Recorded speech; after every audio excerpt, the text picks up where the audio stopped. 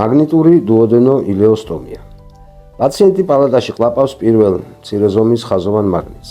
მაგნიტი გაივლის საყლაპავს და კურს, ხოლო 2 საათში გადავა წვრილნაცლავში. ამის შემდგომ პაციენტი ადის საოპერაციოში და უტარდება ლაპაროსკოპიული პროცედურა.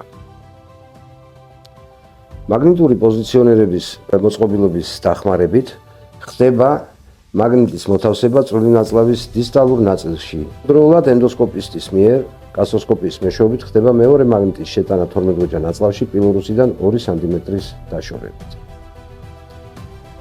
შემდგომ ხდება მაგნიტების დაფიქსირება და ერთმანეთთან მიერთება. ამით მთავრდება პროცედურა და პაციენტი გადაყვავს პალატაში. ასე გამოიყურება მაგნიტები ნაწლავების შიგნით.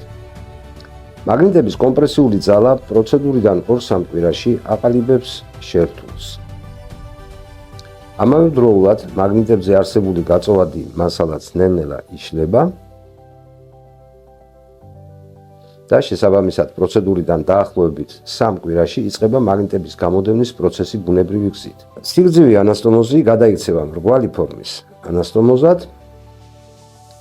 ხოლო ნაწლავთა ფიზიოლოგიური პერისტალტიკის მეშვეობით მაგნიტები გაივლიან ტერმინალურ წვრილ და მსხვილ ნაწლავს და ანასტომოზის ჩამოყალიბებიდან 24-48 საათში მაგნიტების გამოდევნა ხდება დეფეკაციური აქტის დროს ორი ნაწლავისთან, ბუნებრივი კუჭის მოქმედებასთან ერთად. მაგნიტური დუოდენო ილეოსტომიის, ანუ იგივე მაგდის შედეგად, პირველი ქვეითდება მიღებული კალორიების შეცვლა, მეორე ადგილი აქვს 15-დან 20 კილოგრამამდე წონის კლებას. მესამე შაქრიანი დიაბეტის ტიპი 2-ის რემისია ხდება.